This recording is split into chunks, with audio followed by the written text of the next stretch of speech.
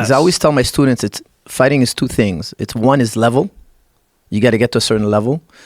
And then the second thing, you have to figure out your style.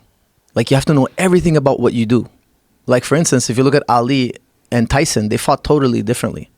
Two equally, in my opinion, like, okay, we could split hairs and say who was better. Let's say they fought, it would be very competitive. Whoever you think would win in that fight, it would be very competitive. Ali fights the total opposite of Tyson. Ali circles supposedly the wrong way. If you look at the book of boxing, they tell you don't circle towards the power side. He doesn't care. In his style, it makes sense.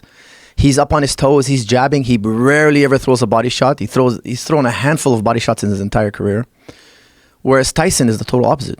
He marches forward. He has that peekaboo style. He has that, he's got the gloves tied up to his chin. And a totally different style. If Tyson tried to fight like Ali, he would lose. But they're at the same level. But they figured out, hey, what am I good at? What advantages do I have physically? What disadvantages do I have physically? And that's why at one point you have to figure out your style. And I feel that's where most fighters fall apart. They never figure out their style. They're trying to do what some trainer told them. They're trying to do what the guy they most admire in the ring does. They never find out exactly what's best for them. That's such a good point because it's such a creative art form in that way. And I do believe that martial arts are an art form. I really do, because to me, it's so beautiful. Like even that right hand that Deontay landed, that to me was gorgeous. There's never been a prettier sunset or a more beautiful mountain. Just blap! Watch that spray. That's the way you see the spray of the sweat come off his head, and then Ortiz crumbles, and Deontay walks away like this, chest up, like, motherfucker, you're not getting up. He knew he wasn't getting up. He knew. When he dropped him, he walked off right away. Like he knew he was calm. It's the way he walked off too. Yeah, it's just like he knows. He knew.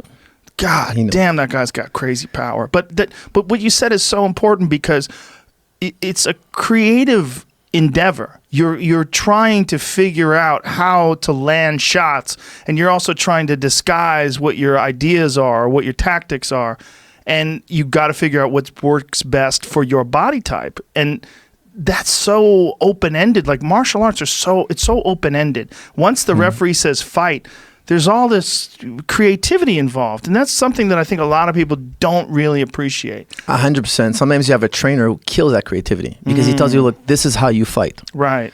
And if you go outside of that mold, no, you're reprimanded. Yes. So me, if a fighter wants to drop his hands, should you drop your hands in a fight or should you hold them up? Well, it depends what kind of guy you are. If you got incredible eyes and you see shots coming from a mile away and you're successful with your hands down or one hand down per se, let's say, then keep doing it. But that's why I think sparring is so important, because when we spar, we actually try it. Now we're testing, hey, does this airplane fly? Or is it going to crash and burn? Well, we better test it in the gym before we take it out in the arena and find out it doesn't fly. And I always tell guys, look, if you're fighting with your hands down, show me in practice that you're successful. Then I won't say anything negative. I won't change your style. I'll let it be. But first we have to see that you're successful, because theories is one thing, but then when you get in there and try it, it's a whole other.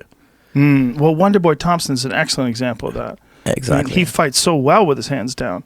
And he is, to me, the consummate karate-style fighter that has made the perfect transition to MMA, because he fights so well with his hands down. You don't know where stuff's coming. You don't know whether it's coming up, whether it's coming around, whether it's going straight at you.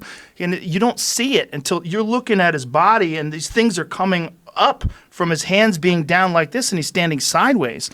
You can take him to the wrong trainer and ruin him. Let's say he was really young and he was forbidden that style. Because some trainers do that. They forbid a certain style. They forbid a certain type of maneuver or style altogether. Like for instance, in the 70s, most trainers would not train a left-handed boxer. They'd switch you around. No, I don't train left-handed. You got to be right. We got to convert you. But that's a detriment to the fighter. Because your trainer is limited in he only understands fighting in one way. Now I'm going to limit my fighter. It's totally wrong in my opinion. What do you think about fighters who say that even if you're a right-handed person, there's an advantage to fighting as a southpaw, because you have your most dexterous hand, the hand that you have the most control of is your lead hand, and you're also fighting in this unusual stance that is only like, what is southpaws, like maybe 2 out of 10 people, something like that? Right, here in the West, yeah. Yeah. And if you go to Asia, it's a lot more. But is it really? Yeah, the Asians are more southpaw. I think, the wheel of the car is on the other side. Oh. and there's stick shift. I don't know. It's like a left-handed world almost. A lot of things are the other way around. Huh. Yeah, like they drive on the other side of the road. The driver's on the other side of the car. So I don't know. Maybe it affects the way you're developed. But I agree. Like I always tell fighters, try both sides and see which one you like better. I can't tell you which one you're more comfortable with. Maybe one of your eyes is the stronger. So when you're Yes. like this, it's kind of killing you. So you need to be like that.